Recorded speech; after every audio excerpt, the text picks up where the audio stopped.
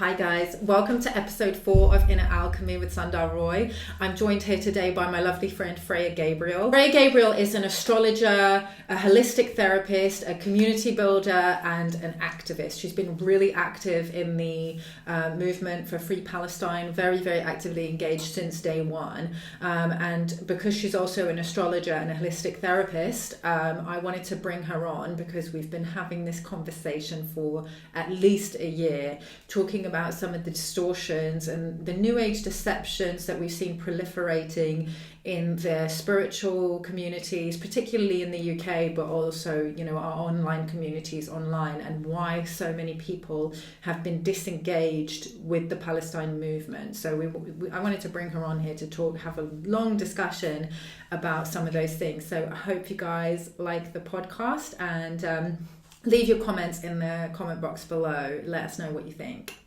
Okay, so Freya, you're no stranger to community building, and particularly the intersection between community building and activism, along with, you know, your spiritual healing work as like an astrologer and a body worker. Is it? Holistic therapist. Holistic therapist, yeah.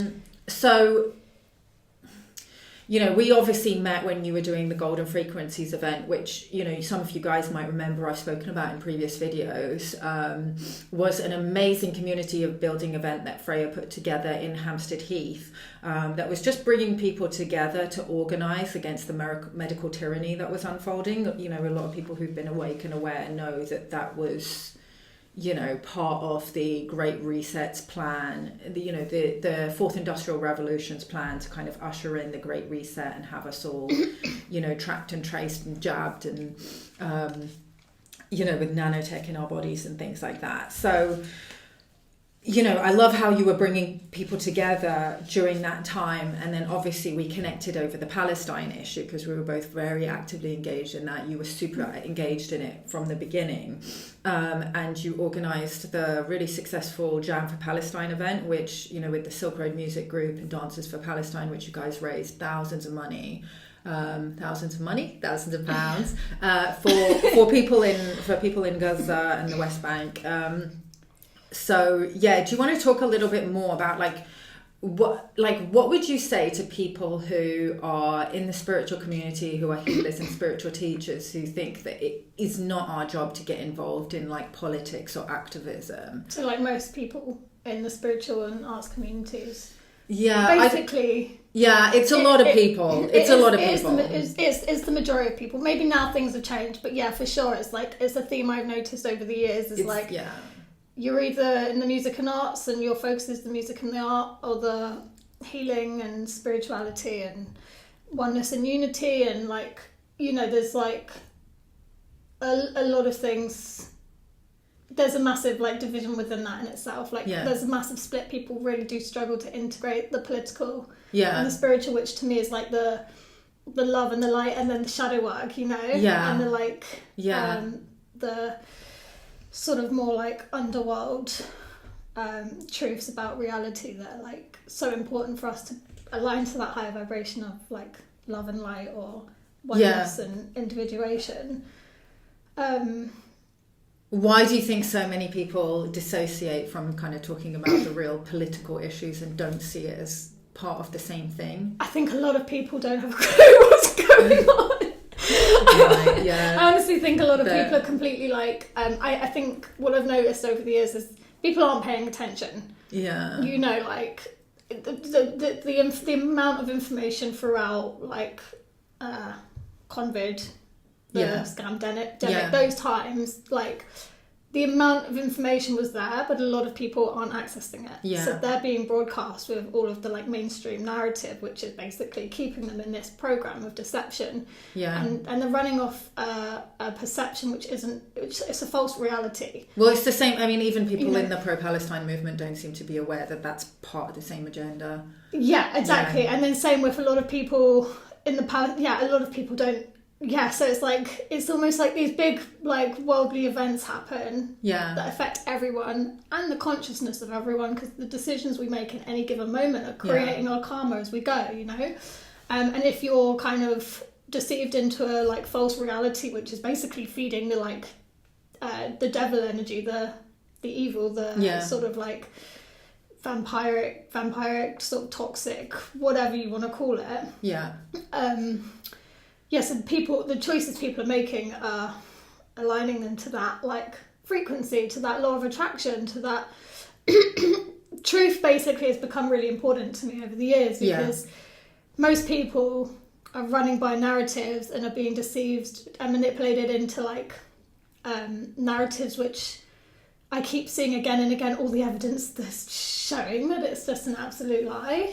You know, like... What specifically is an absolute lie? Like the mainstream narrative, how much it's being, how much deception and manipulation there is. And even with the plan, around COVID times, like the whole agenda that played out, like it was clear for some of us, it was like obvious from day one, you know, that it was what was actually going on. And we received all the information that constantly proves that, but most of people, even the most spiritual sort of conscious people, weren't able to, they're not getting it. A lot of people, everyone might be spiritual, everyone might be love and light, you know, everyone might be of like all about unity and all of this, but ultimately most people just weren't getting it. So I've spoken on my podcast about how both of those agendas are actually dovetail with the Zionist agenda. Right, they are. You mean both of them, like the COVID? You mean both agendas? Well, COVID as well, but even like the push for fascism and communism, like the whole, it's basically controlled opposition. Yeah. So they're just getting people on both sides to fight either side, and it's not like I'm not taking sides against like, you know, just people who are in the middle who don't know that much about what's going on. We're trying to educate them, but like we're taking sides against people who are promoting genocide. Obviously, like that's the wrong side to be on. Yeah, that's the wrong side. Yes, you've got like one side, the other side, and then the middle liners. Yeah. But the middle liners who kind of like don't realise that they were actually creating an obstruction, because like, you know, there's a karmic balancing that needs to go on. Yeah.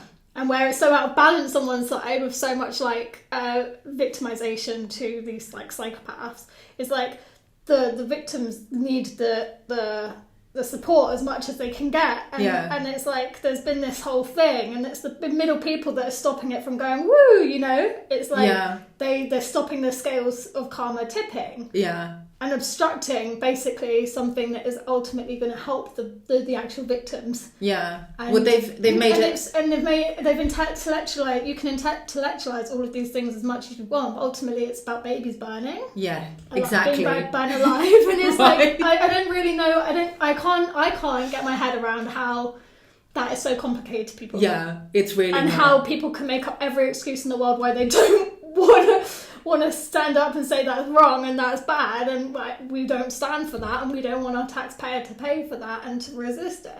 It's really very simple. Apparently you're more loving if you just keep the peace with the people who are supporting it and with their community. Like if we're against babies being burnt alive, we have Watigo. and we lack empathy. We're the ones who lack empathy, because ultimately we don't have empathy for the Zionists. But also we don't have empathy for the people that are doing the genocide, or the people that chose because it's a choice in any given moment. We don't have empathy for the reasons why people chose not to engage in support. 1 second, let me just turn the radio. The safety, security and liberation of an entire population, you know. Hey guys, so I hope you're really enjoying the conversation that me and Freya are having on the podcast. Some of the things that we talked about were a little bit too spicy for us to be publishing here on YouTube, but we did still want to make that conversation accessible to those of you who are very supportive of what I'm doing here at Inner Alchemy. So I've launched a Patreon. This is an amazing way for you to support the podcast if you wanted to support my work. I have 3 tiers available. The first tier is just for those who want to donate and support the work. And then there's 2 tiers which have added benefits. One of them is full access to long form podcasts, completely unedited and raw, unfiltered truth that wouldn't necessarily be appropriate to talk about here on YouTube, and this podcast is going to be the first of those. And then the second tier is access to a private area where you can chat to me and the podcast guests that I have on in a safer, more private container, away from prying eyes, away from people who don't support our mission. You know, those of you who feel maybe uncomfortable commenting certain things publicly, do consider joining us over there on Patreon. I'll put the link in the description below. And yeah, I hope to see you over there. If not, I hope you enjoy the rest of the podcast. Yeah, so there was the whole gaslight thing. Right. where the people who are really being affected by it and really traumatized by something that was like so horrendous, so horrifically traumatizing, we were doing everything we could to support it, and we were like desperately calling out for our communities to help, especially because our communities seem to be all about unity and love and peace and awakening. But then it's collective like, organisation. they all chose. They didn't want to engage with it because it wasn't love, light, and nice enough. Right. You know? Yeah. So they all chose their personal comforts, feelings, and those of the groups around them, the comfort, the privilege kind of thing. Yeah. Instead of seeing the bigger picture of being like. And then gaslit it to be like, oh, we're like lacking empathy for you know, the reasons why they can't support it.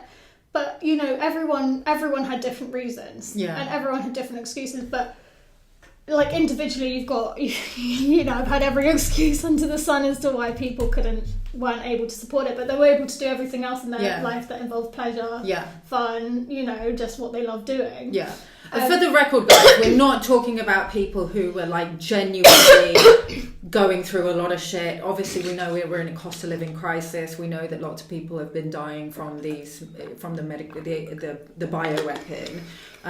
So we're not talking about people who already were like at maximum capacity and had their hands completely full with, you know, everything that they were dealing with. We were talking about a lot of people that we saw in the spiritual community who just completely checked out when they were most needed. Like for example, like some people in society are like running businesses, working full time, trying to feed their family, mums who are working jobs and have a family to feed, you know, like there's a lot of and people who are facing really serious health problems and this and that. There's like serious reasons why people literally just it's but in my opinion that's the reason why the people who have got time, who haven't got families to feed, who have got like, you know, who are in more positions to be able to do so, should have stepped up. And it's those people that I'm talking about that did have a lot of time on their hands, that don't run businesses, have families to feed, that are what would you say to the people, because I know that there's a lot of people who are on like the more right-wing side of the spectrum who would say, well, nobody has a collective responsibility to anyone else, like nobody's entitled to anybody's time or labour, and we don't have to help if we don't want to, it's not our problem. What would you say to those people? Well, I think most people have that kind of mentality, to be honest. And I don't have anything more to say to them. I think I've just come to the conclusion, you know, I really believe in karma. I believe the choices we make in our lifetime, the more we do, like, we don't do good for other people or, you know, for some sort of medal or something, but I think karmically the causes you make in your life, you will reap the rewards in your next life. Yeah, I mean, I don't know. I've come to the conclusion, like, I mean, ultimately, I like many of us were shocked at how many people were unwilling to support it. Yeah, considering the I was really shocked and disturbed. I was really shocked and disturbed because the amount of people who claimed that they were awake and they knew about the satanic agenda and how many children are being harmed by these elites, and I'm just like, these elites are harming children right in front of your face. And one family. They talk about a collective awakening, and like we're all one, and humanity is going through an ascension process. And when we go through an ascension process, we realize our interconnected nature and how we're one human family, and literally one vibrating field of energy. So if you can't see like how you're connected to those people that are being fucking shredded apart by bombs, then you're not awake. Yeah, I don't think it's even about being awake anymore. I think what this has made me realise is it's how weak people's hearts are. Right, like people talk about love, but the actual vibration of love that they're embodying, like they thought they would be more loving by turning away. And then the people who are actually like giving so much love and compassion and empathy to the people who really needed it the most were seen as the like kind of like disruptive, the divisive ones, you know. So, and then that goes back to what I saw is I saw so many people that I know, and like, you know, I'm still friends with them. I still love everybody. I'm still loving, like in general, like that's kind of how I know how to be. But it only after like months of us going nuts that it was almost like they were forced into caring. Yeah. But the initial first few weeks, first few months, I've lost respect for a lot of people. They completely kind of like. Yeah. It's not that they turned away or they didn't engage with it and carried on with their lives. Yeah, everyone's got a lot going on, sure, but it didn't hit them. Yeah. It really didn't. And I think there's a lot of things about like desensitization, disassociation, and smoking weed, substance, alcohol, escapism, sort of distractions with like, you know, it just... But I mean, I smoke weed every now and again, and it still fucking hit me. Right. I was absolutely fucking devastated and traumatized by it. Yeah. But a lot of people weren't. Yeah. A lot of people weren't. That was really disturbing to me. A lot of people didn't. It didn't hit them. It took months for it to hit them. Like, because they saw it and they would just naturally turn like. Yeah, that's crazy. So what would... Okay. I'll never forget it. Those first few weeks or first few days, I never understand how someone could have just... It was crazy disturbing. Shut off from it and pretended it didn't happen, disturbing. You know? Like... Okay, so just looking at the notes that we made. So me and Freya actually planned to do this conversation. We made notes on this particular topic about 6 months ago. But both of us I was going through massive upheaval in my personal life in Mexico, ended one relationship, got into another, found my divine union through speaking for Palestine. So this is why I continually say you will never regret following the call of the divine. But we made notes about this 6 months ago, but I think both of us were still too emotionally charged and were carrying a lot of anger on this issue. So I think now that we've both simmered down a little bit, we're still pissed. We're still pissed, let's be honest. But this conversation could have gone it would have been way more spicy if we'd done it 6 months ago. I think now we can kind of look at certain people. I think we can look with a little bit more compassion, because obviously... Well, also just acceptance as well. Yeah. And like, the world's fucked. I've come to that conclusion. I'm like... Yeah, it's far worse. Well... And I think it's gonna get worse if people don't really step up and see what's happening. But yeah, about, so the first point that I made was the division in the spiritual community, and people saying that the whole agenda is to promote division between people and we should not be divisive. Obviously I publicly called out Madeline Moon because she made a statement like 8 months into the genocide. She was called upon her audience for months and months and months to please speak on it, and she said, I can't really say much, but I can talk about division. Let's not be divisive. Let's come together, let's tend to the earth, and just some really fucking bullshit airy-fairy statement that she made.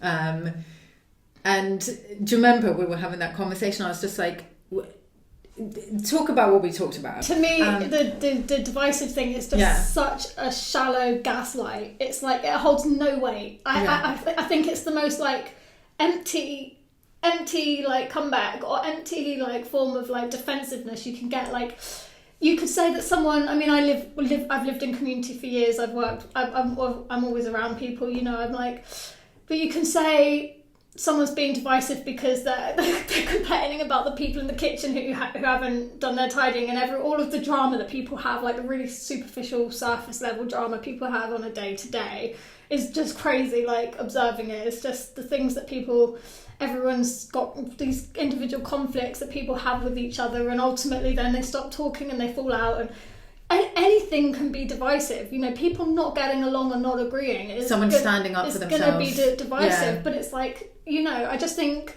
people should choose their battles a bit more wisely, and it's like people split up in partnerships. People fall away from friendship groups. Like, individuation is a part of like who we are. It's like becoming more of who you are, and the more you transform from within, the more you fall apart from your external reflections. You know? Exactly. Like, yeah. And that's like, that should not be shamed as being divisive. Like, coming into your truth and standing for something that you believe in should not be manipulated into like into a case of divisiveness. If two groups of people don't get along, or two people have opposing opinions, great, you know, we don't have to fight each other. Like, we can have arguments or disagreements, but it's like, that's okay.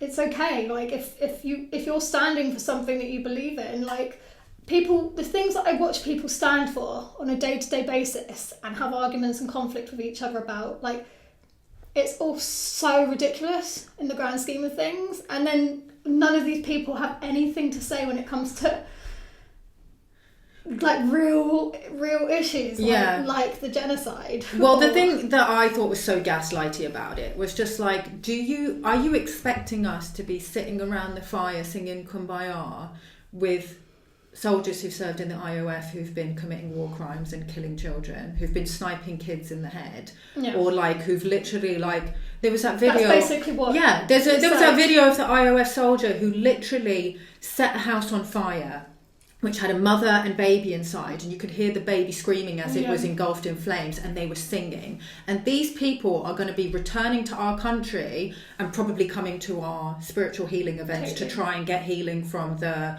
mental trauma they've caused themselves by being a fucking shitty human being. And then playing on the empaths within our communities of like how hard it is for them and how much they're going through. Like, the whole emotional manipulation behind it as well is like, they're messed up, you know what I mean? They're the rawest levels of like psychopaths that you can get, you know? I 100% want to be divided from people 100%. That have committed war crimes, and I 100% want to be divided from people who support war crimes, or who are willing to stay silent. And there are people in our communities as well who sit around singing medicine songs and who claim to be of the heart and love and appropriate Indigenous culture. Yeah, but then like cheered on the genocide the whole way through. Were people actually cheering it on? Supporting Israel. Yeah. So most people connected to Israel, stand with Israel, stand with their community, stand with their families.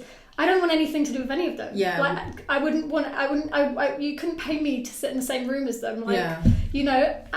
Is that divisive, or is that seeing someone as a harm and a threat to society? It's like, to my field, because that's a level of toxicity that I don't want in my environment. Like, it's like, do you sit around a table with like someone who you know with like rapists and criminals? Exactly. Let's not be divisive. Exactly. So like, what is the divide? What is the divide between? Is it between like, you know, the people who are actually being the most divisive in this, like unnecessarily, are the people who are saying we're being divisive. Yeah. They were the ones who maybe didn't support the genocide and weren't involved in it, but they were still like wanting to obstructing us and going against us. Like, there's two sides, you know, you're either on one side of like love and goodness, or you were defending the other guys. And, so I think it was a massive gaslight in itself, and it made me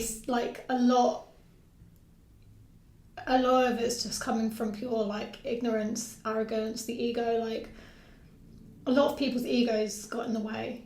Who I'm not even talking about like the people who are committing the crimes, the people who are supporting the sort of their community, the Israeli community population, the Zionists, whatever. I'm talking about like normal, everyday people in our communities who chose in their moments not to support it, not to rise up, not to take a stand against the injustices happening. Their egos, from my opinion, their egos got in the way massively. Their egos got in the way massively. Why elaborate on that? Well, there was a handful of ways to support it, and they didn't want to do any of them. Okay. And at the most, if you're lucky, shared a few posts, but I think their egos got in the way in many ways. They didn't want to be seen as a certain person. They didn't want to be seen as divisive. They were scared of their peers. They thought they knew better. They thought their way was better, just focusing on like the love and the light and the healing, you know, and ultimately none of those things was supporting the movement. It's new age bullshit. None of it was supporting the actual people who were needed the support. Yeah, which were the victims of the genocide. You know, ultimately, I'm a healer. We're all helping and doing amazing things in the world for sure. And I'm not like discrediting that at all. Like, but in this context, if we were to just like, you're doing so many amazing things, but right now we're talking about this, and in this context, your actions were not aligned with your intentions and the kind of things you sort of present yourself to be about. So it's like, I think the ego got in the way, and I think people were like, a lot of it was like, fear. People were manipulated, emotionally manipulated.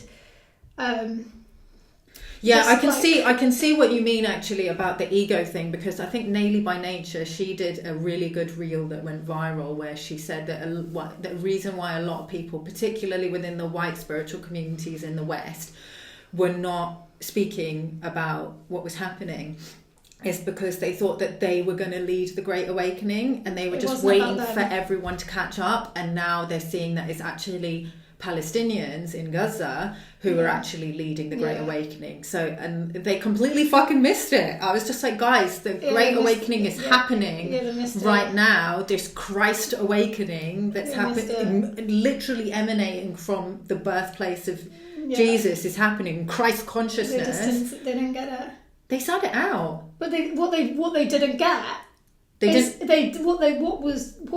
their hearts weren't activated by it. Their hearts weren't like split open by it. A lot of people weren't. A lot of people didn't lose food over it. Were able to just continue on as normal and live a good life, and were just totally.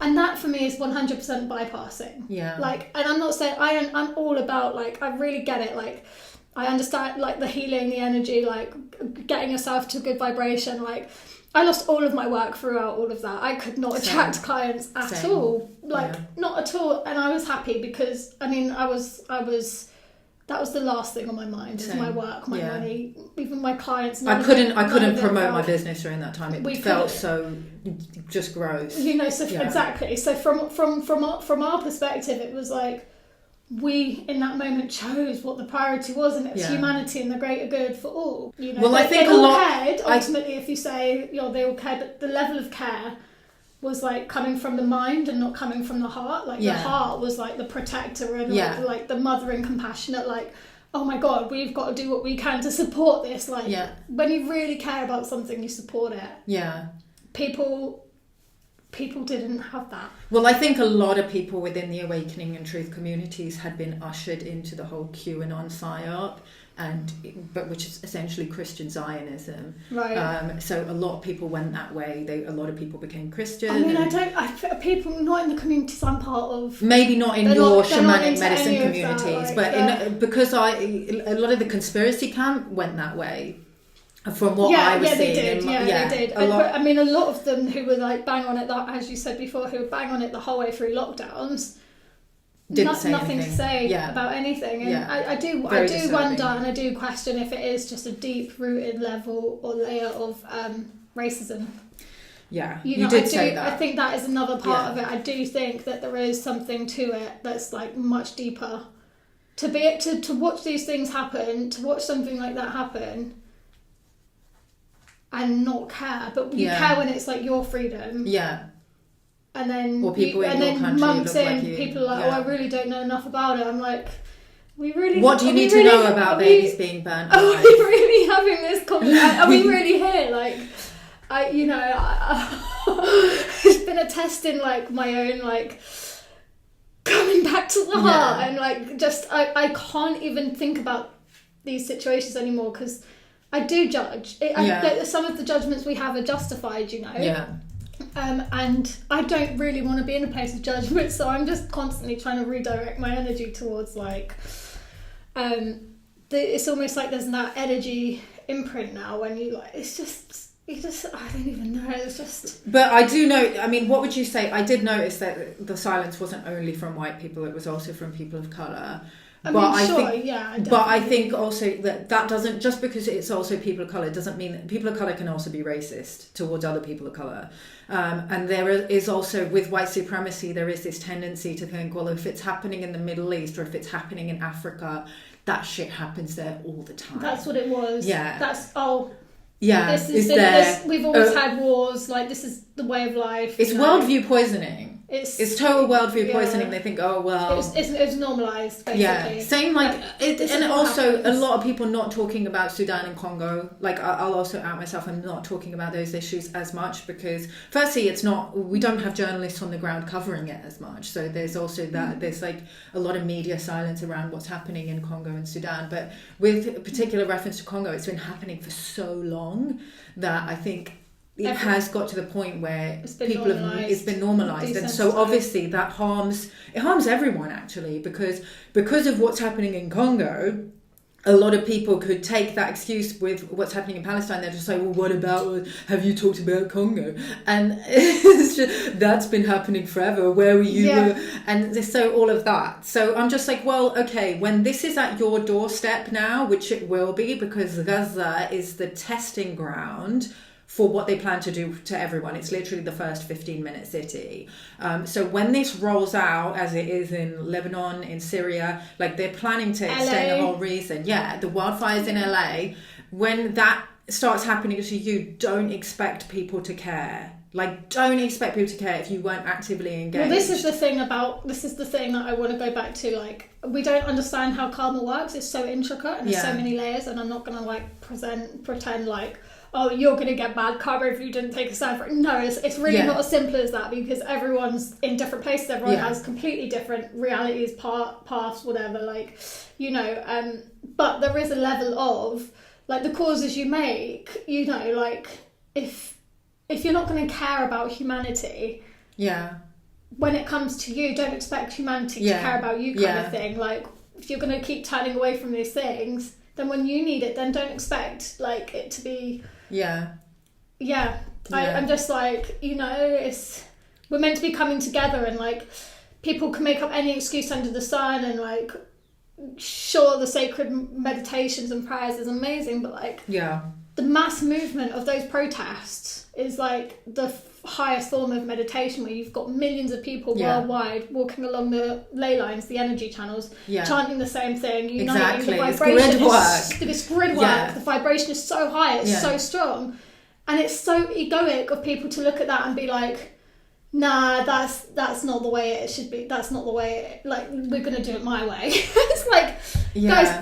the mass frequency of like unity and love is there. Yeah, so you're talking about the mass prayers, the grid work, the protests. And so the biggest mass movement of unity consciousness, of like coming together as a collective worldwide, millions of people marching along the ley lines, chanting, like the vibration of that mass meditation is like so powerful and high. But yet all of the people that talk about community and unity didn't want anything to do with it, and sort of like look at that as if like, oh no, that's not how it should be done. And there's a lot of judgment from their behalf as well, to be like, they think they're above it. They think they're above it, but I don't know why, because maybe it's because it's like the peasants marching down the streets, the city streets, you know. Because it's angry, it's low vibe. But it's not. I've never seen a fight, I've never seen an argument. I've seen so many families from all races around the world, and it's like, I love them. I was born and raised going to protests, you know, so it's like a big part of like my upbringing, and like how we do, and we still do the meditations. Like my mum's chanted every day of my life, you know. She's you know, so it's like there is a way of being spiritual in the like inner world of prayers and peace and intention, of course, but it's like the action is, and I know when I say this, a lot of people are taking action in different ways, doing incredible things in many different ways. You know, we all are, everyone I know, we all are in our own ways, but this is a bit different. This is like, we're doing our things, we're on our paths, but this is like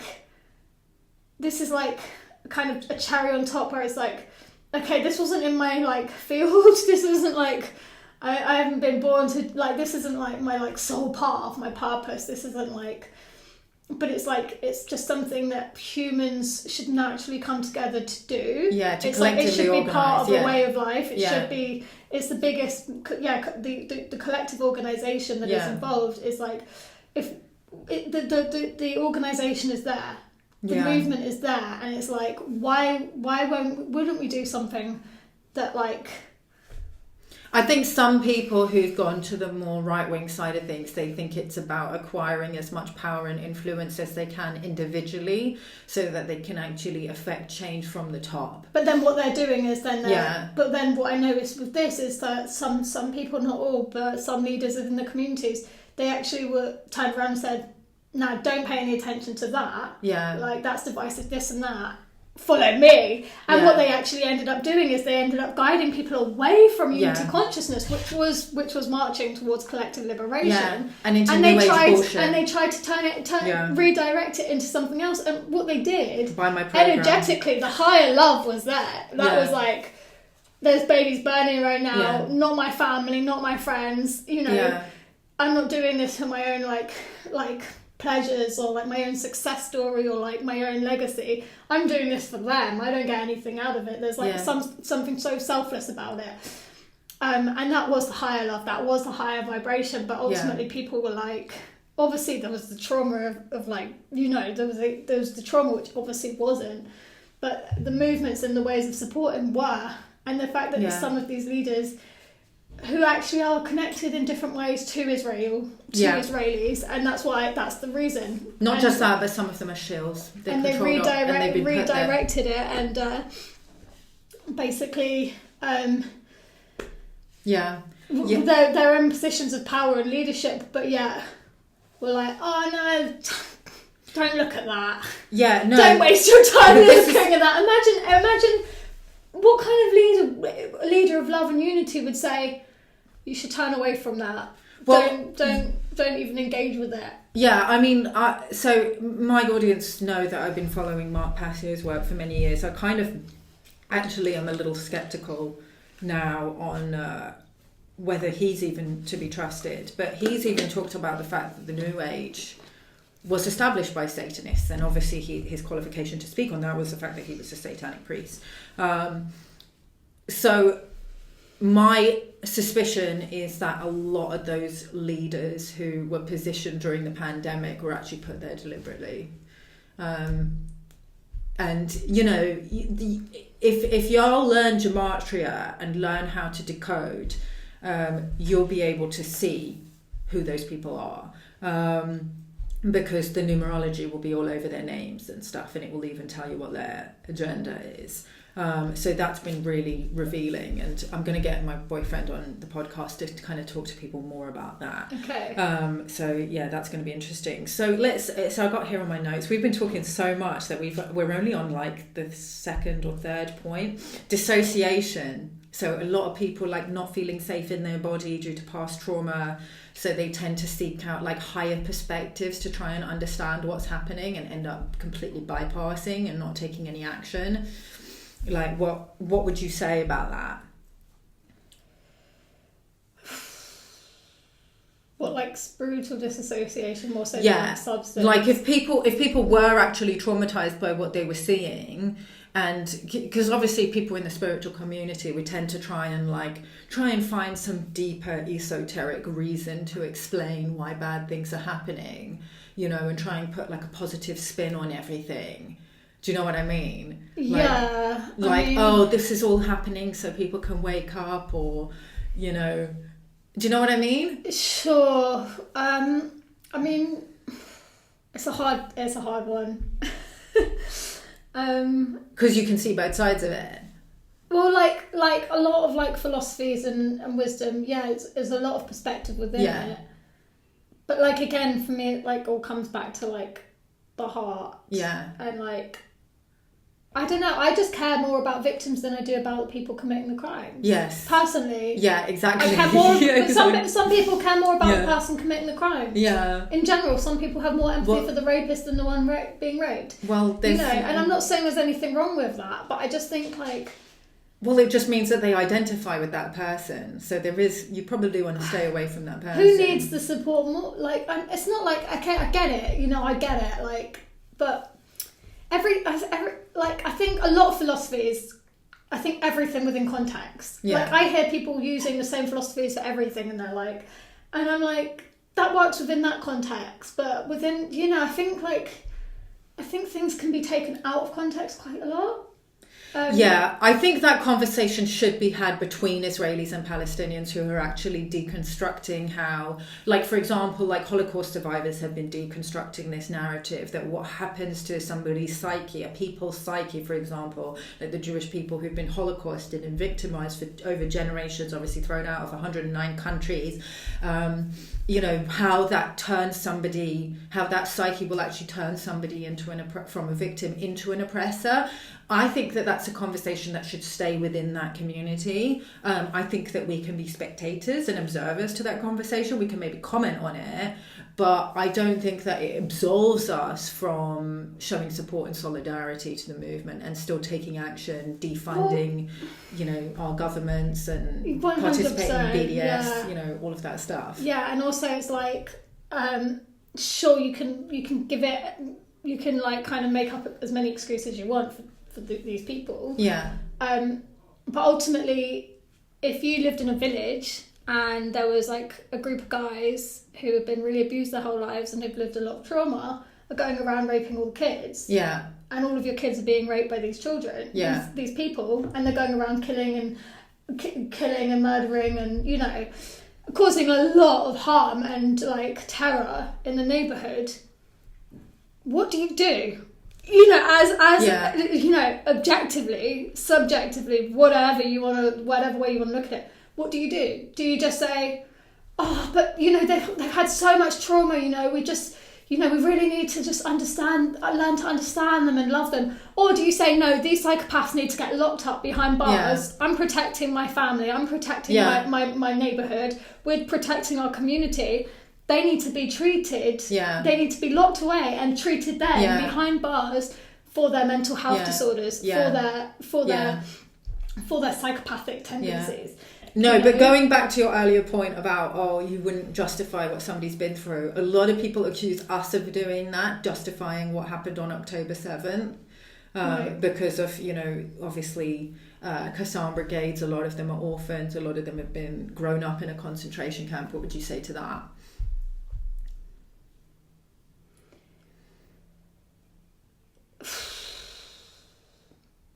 It's within context, isn't it? It's like when you look at the bigger picture of October 7th, I believe in I believe they were self-defending. They were defending themselves, and actually it's within law, isn't there?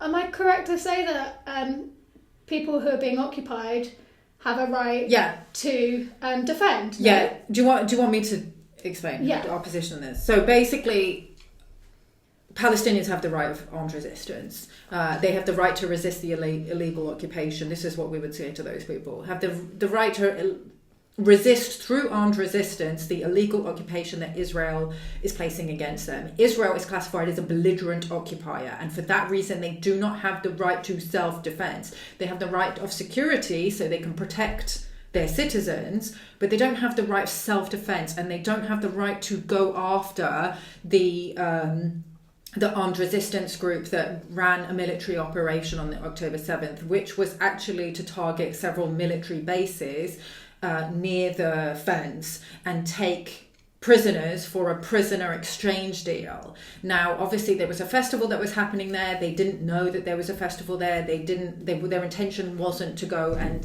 take people from the festival, but obviously things got out of hand, so they did take some hostages from that festival. That is classified as a war crime, but most of the people that were killed on October 7th were killed by the Apache helicopters. Haaretz has reported on this. The mass rape claims have been repeatedly debunked. The 40 beheaded babies has been repeatedly debunked.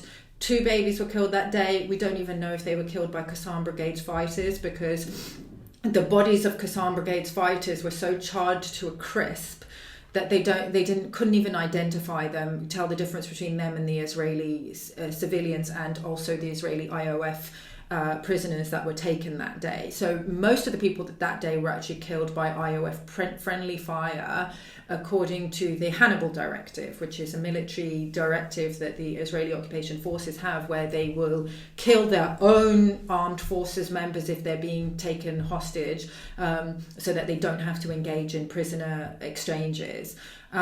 So a lot of the claims that are being made about October 7th were untrue. There were some atrocities that were committed against both civilians and Israeli occupation forces, and there were war crimes that were committed, and obviously those need to be held accountable. But right now we're talking about a live stream genocide in which they estimate like 750,000 civilians in Gaza have been murdered, and people aren't even getting accountability and justice for that.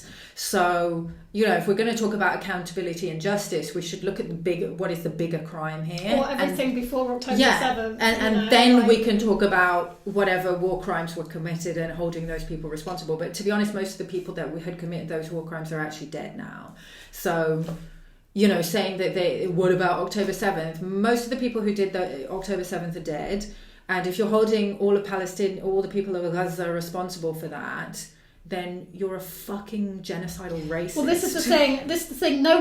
There's only very few people who are like linked with the like Zionist Israeli communities, Jewish, Christian Zionists. Like, there's only a few all really hooked into like mainstream narrative, like completely sold by everything they're told, and basically just in completely. There's only a few. I don't know actually how many people, but I'm pretty sure most people.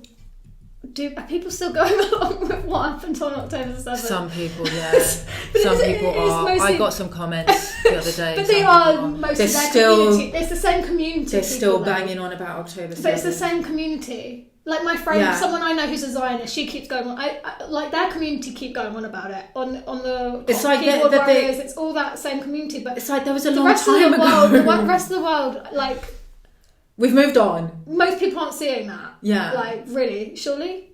Only the hardcore Zionists. Honestly. Yeah, no. Hardcore Zionists. I wouldn't be able to associate with someone who not most people, but I did have somebody who piped up on one of my comments being like, how are you justifying October 7th? It's just like, babes, we've moved on. There's been like, there's been a whole year or more of October 7th that have been committed against people in Gaza since October 7th. Like, keep up. But what kind of reality is it? She's very obviously a white supremacist. Very obviously a white supremacist. Who are these people? White supremacists. I don't even know. Genocidal fascists is all I can say. Yeah. For somebody who thinks that like Palestinians using their lawful right of armed resistance are terrorists. Yeah, and that's the thing, because it's lawful. It's like there is law and order. There is a higher law of right and wrong. I definitely believe in universal law. I'm a quantum healer. Me too. I'm here for the universal law. Yeah, we will see. Okay. Yeah, same with all of these things. I'm like, they've got their laws. The governments have their agendas and their laws and what they think the rules should be, which they don't follow themselves. Yeah, they don't follow themselves. You know, like I'm here for the sovereignty. You know, like I'm here for the like. I am not taking rules and like I'm not following any of their orders. Do you know what I mean? I love breaking rules. It's something I've always loved. Morally and principles, like I'm a perfectionist with. That's like something that I'm like, my heart is fully invested in, because that's like the vibration of love. But there's a big difference between tyrannical law and order and higher laws of like higher spiritual, more philosophical laws, morals, principles, ways of living, ways universal of life, law, universal law. And ultimately that is, in my opinion, the Great Awakening. That's what we're here, that's what we're being tested to do. And when we can't align to universal laws and choose their laws, it's like that's a massive disconnect in itself within people's spiritual connections. So I wanted to bring onto one of the final points. We already talked about leaders, people that we were looking up to who were positioned themselves as leaders during COVID, who then dropped the ball during this whole period. So we talked about that. Alignment, individuation, root cause. Do you remember we talked about that? Yeah. Well, on the journey of awakening, how you kind of go through this process of individuation as you start awakening to a certain truth, and obviously as you're you're not awakening to everything all at the same time, right? Sure. So as you're going, it's like the principle of rhythm. You'll be awakening to one thing and reclaiming that part of yourself as you're doing the shadow work. Mm-hmm. So that naturally means that you're going to fall out of resonance with certain people. Yeah. And then finding the root cause of like the cancer in society. Right, well, as you've got, going back to, if you've got a problem, you remove it. If the problem is, like, someone's, like, narcissistic tendencies, someone in the group or in society's lying or deception, it's like, what's the solution to that? The truth, sort of. Yeah, exactly. No, not feeding these energies. Yeah. Not feeding the lies, not engaging with it, not, like, absorbing it, not taking it on, not, trusting people that are, like, making up stuff. Or I just think basically there's, like, I believe a lot in karma. I'm an astrologer, so you can see someone's chart, you can see it all very clearly. Like, a big part of this was also collectively, it's like justice, karmic rebalancing, bringing people more into their truth. And from this, I realised a lot of people aren't, really, I mean, I'm around a lot of people I'm in total resonance with, for sure, and a lot of people who I love so deeply.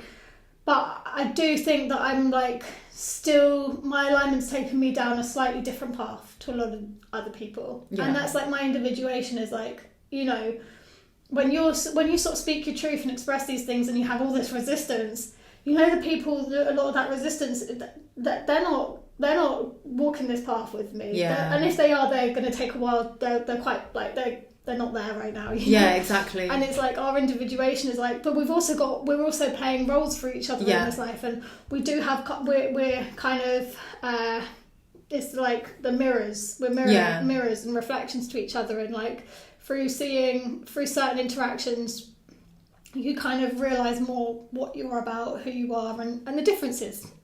Our differences with each other. So and our unique differences, and also our like karma is like, do you want to keep feeding energies where you feel this resistance, or where you feel this like, I'm striving towards being around people who are like, who get it, who see a genocide and they can call it a genocide for what it is, who sees the lockdowns and they're like, oh yeah, the new world order, like, we're not going to follow those rules, we're not playing into that. I personally want to be around my individual self, wants to be selective about who I associate with in that sense, and that's my individuation. That's not to say that I'm not connected to everyone on this planet, and we're all connected. Sure, we're all connected and we're all one, but like, I don't want to hang out with a lot of people that have certain mentalities, mindsets, perspectives. Exactly. I don't mind helping them. I don't mind if people want to, like, book in for a session with me, if people come to me for advice. Like, anyone or everyone is welcome for that. But who I want to, like, really get into close to and hang out with and go for, that's the individuation of, like, some people are karmic roles for us in this lifetime. Someone might have caused us a lot of harm in a previous lifetime. Yeah. And in this lifetime, you're like, you've got this funny relationship, this, like, you're being tested. Yeah. How much do you love yourself? Are you going to stay in this dynamic with someone that makes you feel, like, really, like, unworthy, or, like, that doesn't make you feel very good? Yeah. Or are you going to have self-love, feed the vibration of love, self-love, and align with people who are reflecting that love back exactly to you?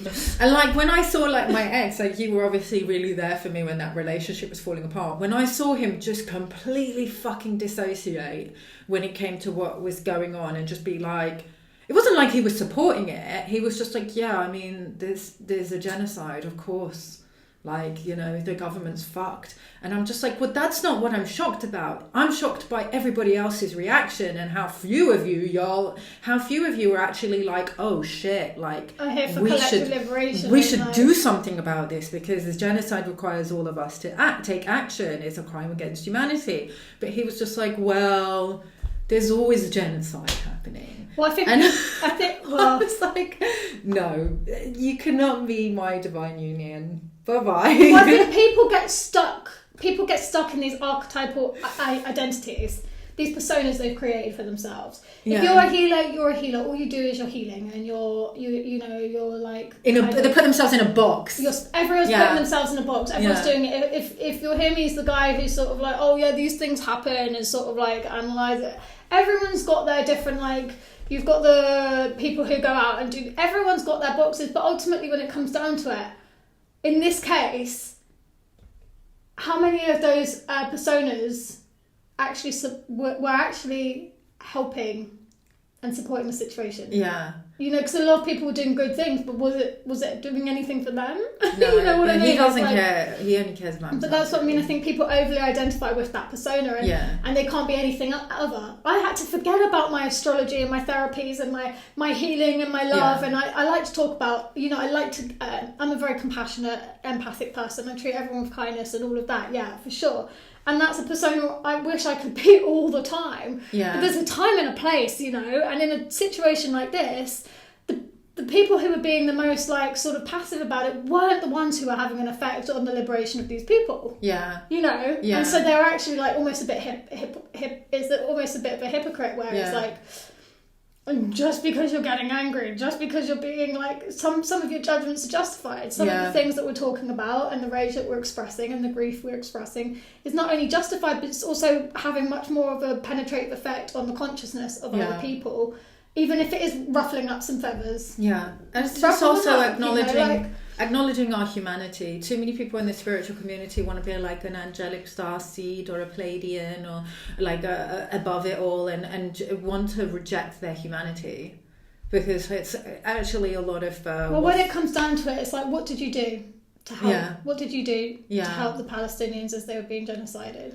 Well, really, it's something I'll always be thinking about when I look at people and they're presenting themselves in a certain way and all of this, and what did you actually do? And when you ask them, or when you know, most people, they're like, to be honest, I didn't really do much. I could have done more. You know, I tried to engage. I tried to share a few posts. I'm just like, compared to the people who really gave it their everything and did so much, what did the unity, love, light, sort of spiritual communities, what did most people actually do? I think a lot of people, and if you confront it, most people won't be able to tell you. Yeah, they won't. That's the fact. That's a fact. Yeah, and it's okay. Like, it's okay when we can be honest about it. Yeah, but most people pretend that we all care, and isn't it terrible?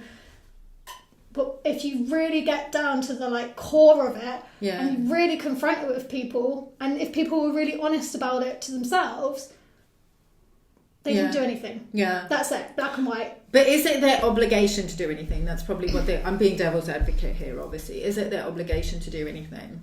Well, no, I've come to the conclusion, no, definitely not. They've got their own free will, for sure. Yeah. It just means that the integrity that I personally look for in a spiritual teacher isn't there. It just showed me what I'm not attracted to. Yeah. But that's my individuation. That's my alignment, and that's again what it comes down to. Same. It's like, okay, Same. I love everyone. Like, I'm really, like, I have empathy for everyone's different paths and roles in society, and all the goodness people are doing in all the other ways. Like, so I try and just focus on that.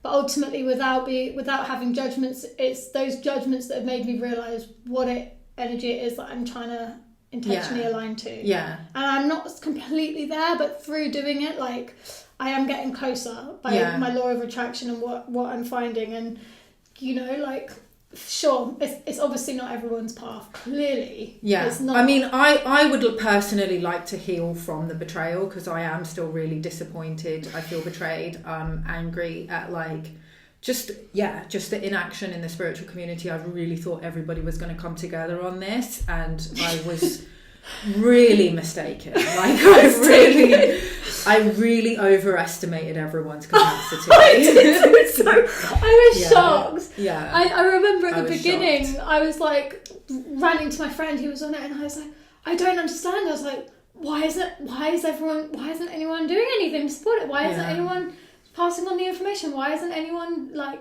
And he was like, no, Freya, he's like, you don't understand. A lot of them are like, in the Zionist, he's like, they're not going to do shit. He's like, in the past I've tried to talk about these things. They don't want to hear it. And I was like, what? was like, you're fucking joking. I was like, I couldn't believe it. So they were actually Zionist? No, it's more like the Zionist programming. I see Zionism as a program as well. Right. So a lot of people don't even know they're in this program. Yeah. But like, I guess like... They don't even know what Israel is. Like the sort of... I wonder if it's like people aren't doing the shadow work internally. Yeah. Or they think it's a conflict. They think it's a conflict between two equal entities. They don't realise it's stolen land, settler colonialism, very one-sided. I don't think they care, babe. Yeah. I don't think they, like, they're not there. Yeah. Most people want to go out and like when like, you know. Well, I think also a lot of their work or their careers or their family or their gardens. You know, most people. No, that's true. But we're talking about specifically the awakening community. So they're not realising. I'm not convinced like the spiritual communities are any more awake than other people. Yes, I'm definitely off that mindset now. You know, like it's made me realise like I actually know people who are not part of any spiritual communities, but who are really fucking spiritual. Yeah, really like wise, but they're not like. They're not part of this persona. the spiritual community. You know what I mean? And like, so you know, but then there's like the people who identify with the spiritual communities who are, I guess, I don't know. It's like... Well, some of them are just trying to sell services. So like they've seen that it's a good way to make money. I mean, Sarah Magdalene actually exposed a lot of this at the beginning. I mean, it is, the spiritual industry is a massive business as well. But I mean... I'm a spiritual person, and I charge for my work as well. Same. And like it's not even about that. Like it's just there's so many layers to it that it's like. But it's not some authentic. People are really doing like I know some people who are doing like really good things of service. Yeah. And for the greater good and for humanity and really helping. Yeah. And this is where it comes out. There's levels in all categories: spiritual communities, the whatever communities, the surfing communities, or. You know, it's individuals at the end of the day. Yeah. Some people in the communities are really, you know, for the greater good and really like in their integrity. Yeah. And a lot of people just aren't. A lot of people are caught up in the sort of spiritual source, I'd say. Yeah. I think some people don't understand how it's also connected to the medical tyranny, because obviously all the Israeli tech, all the patents for the jabs is all like Israeli patents, like things like the Epstein and Maxwell. That's all Mossad. So people aren't understanding, you know, how the plan for Greater Israel basically connects with the Fourth Industrial Revolution and the Great Reset, which I covered in my last episode. So if you don't know about that, then check out that last episode. I mean, what's her name?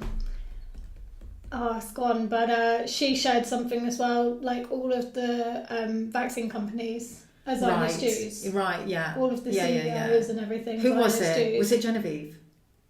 Gnostic Alchemy? Yeah. I love her. Yeah, it was. I love her. Know? And I'm like, see, that's it.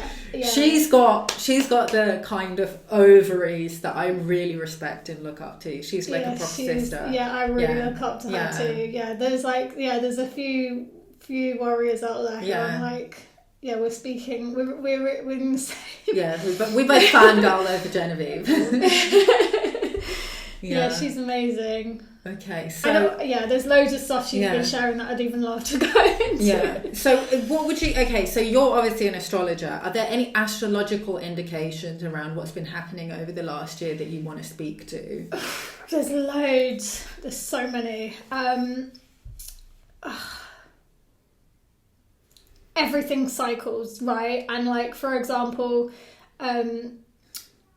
like we were in a massive transit with the North Node in Aries, the South Node in Libra. That's literally, as soon as that happened, that's when like the Palestine became the focus.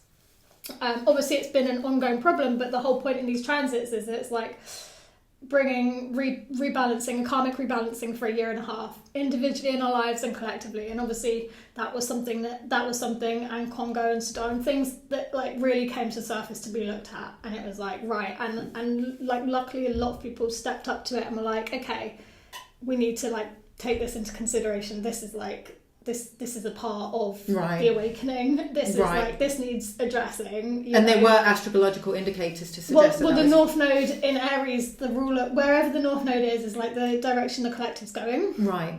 And Aries is the god of war. Right. Mars is the god of war. And that's Mars why you and I stepped up into this, because obviously we've got Aries energy. Not just that, but I'm Ishtar. You're Freya, the warrior of love. She's basically the goddess of love and war, which I think this was.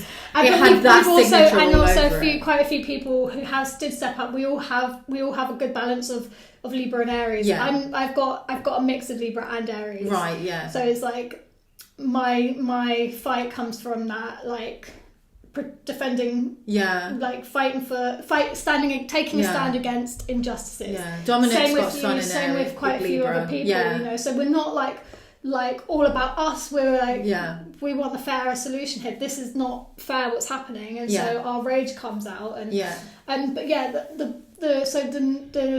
that Aries is also the self individuation. Yeah. Whereas the Libra is like the people pleasing and like kind of like unable. It was like people had to make a choice. Like, are they coming into their truth? Like, do you stand with that? Are you on the fence about it, or are you like, this is wrong? I can't resonate with on the fence. Yeah, and I can't resonate with the other. Like, I can't. You're either like, this is wrong. They deserve to live in safety and security and peace. And see that for the love it is. But anyway, coming back to like the individuation, but then everyone's like, oh, but unity, we're all one, stop being divisive. And it's like, guys, you say that, you tell Mars that, because honestly all of these people who said that have ended up in conflict with each other anyway. Really? Well, there's been a lot of conflict within the communities and within humanity worldwide. I mean, like, there's been a lot of, like, Mars has been the ruler and we've all got Mars in us. Right. So all of our, like, kind of, like, active, sort of, like, warrior spirit in different ways. It's also your position of leadership. Everyone's kind of been asserting their, like, the way they think it, so there's been all of these things, which is great, but if you're coming from a place of deception or your ego or shadow of arrogance, ignorance, greed, like selfishness, all of these things, then you're kind of, that's gonna, anyway. So the argument again about divisiveness is like, the collective cosmic focus was that individuation, which is Mars rules severing. It rules knives, cutting. So on one level in its shadow it is fighting, but on another level it's coming into the self, coming into your truth and cutting away anything that's not aligned with that. Yeah. That's how I see it massively. Yeah, amazing. Okay, So but now the nodes have just shifted into Pisces. Pisces is oneness. Now we've gone through the separation, individuated. Hopefully our law of attractions and our auric fields are like still maybe in the process of like aligning to that resonance. Yeah. With changing relationships, associations, or whatever it is. When you're in associations that are aligned to your resonance and your truth, then you can be oneness. Yes. It's like now we're one, and you can preach that, but it's hard to preach oneness when you're sitting next to an Iowa sword or something. It's hard to see that reflection. And so collectively we are more, now the energy will support that, like, kind of like love and balance, compassion, empathy, unconditional love. But I personally like find it hard when I'm like in reflections or associations with people that I've like really clashed with over the past year or really disagree. I personally find it quite hard to like, I can unconditionally love you, but like from over there. I'll actually unfollow people who share posts from that particular influencer I was talking about. Right, I'll snooze them for 30 days because it triggers me so much seeing her content. I'm just like, okay, if you like her, then I'm not going to listen to you for the That's a little bit it. Is like, if that's the kind of like people that you associate with, it's really put into perspective. Like, do I associate with you? Like, I mean, you know, there's levels to it, and it's like, but the whole point is that's why the more integral and within our truth we become, and the more like we can create that association or field, then it's easier for us to align to unity, because it's like and then we're finding people who are more in resonance with and if everyone's doing that, then the resonance of all it will naturally come together, and it will start expanding, and you can create that bubble of love around you. But try and create a bubble of love with someone who's like just gone out and killed someone, or someone who's been cheering it on, or like someone who's been bitching about you behind your back and trying to turn people against you. Like, how can you? I don't want to be gaslit into like, I don't even want to think about those people. They're out of my experience. Like, and then, you know, from a distance I can like release it and let it go. But I don't even want to waste my time on those energies. When there's like some other people out there that are like, when the interaction and the like, the interaction and the engagement is of like that pure higher love. You know, like, so, but I don't want to be, I know people will try and gaslight me or other people into like, oh, you know, you need to have compassion and empathy. I don't need to have compassion and empathy for anybody. Like, exactly. If you couldn't speak up I don't even and do what we asked you to do, don't tell us that we need to have compassion and empathy. I'll have compassion and empathy if I want to. And if I want to hate you, that's my free will choice to do so as well. And just not choosing to not even engage, or like I've got to a point of just completely cutting that, doing my best to cut those, completely sever those connections out of my auric field completely. Just like, I've moved on, go, release, bye, you know. And like, and I feel like the more I'm doing that, the more aligned people I'm meeting. It's not unspiritual to hate genocide and to hate people who will cheer on genocide, will justify genocide, and will normalise genocide. So if anything, it's spiritual to call out genocide, to take action against genocide, to collectively organise against genocide. So thank you so much, Freya, for joining me today. And where can people find you if people want to book astrology sessions with you or bodywork sessions? Well, Freya got so cancelled and shadow banned that I'm deactivating my account this week. Okay, but do you have a website that people can contact you on? I mean, we can put a website in the link for my therapies, my astrology, like readings. I've got my YouTube channel, which maybe, I don't know, we'll tag these in. I'll put everything in the description box. I'm having to reset all of my social media. Because you got very shadow banned. And I want to like, I want to just rebuild that community of people who are like, you know, just a bit more supportive. Well, people should probably sign up for email updates because we're so, not just with the shadow banning, but my account nearly got taken down the other day as well. Meta admitted that they made a mistake, but they took down my Facebook, my Instagram and my WhatsApp for like almost a day. Restored it all, but I almost didn't, like, I was worried I wasn't going to get it back. So and I think this is something that really moving forward, again with the astrology as well, like, we're just at the start of it and the control. So I think like supporting platforms like Rumble, which are like uncensored platforms, and really like the energy of these platforms in themselves is like, I feel like we need alternative platforms. Basically. I agree. Okay, cool. Thanks so much for joining us, Freya, and thanks so much to everyone for tuning in, and we'll see you in the next video. Bye. Hey guys, thanks so much for joining us for this conversation. And if you enjoyed that conversation that we just had, you're going to love the long form version that we have over on Patreon. The link is in the description, so hopefully I will see you there. Okay, see you in the next one.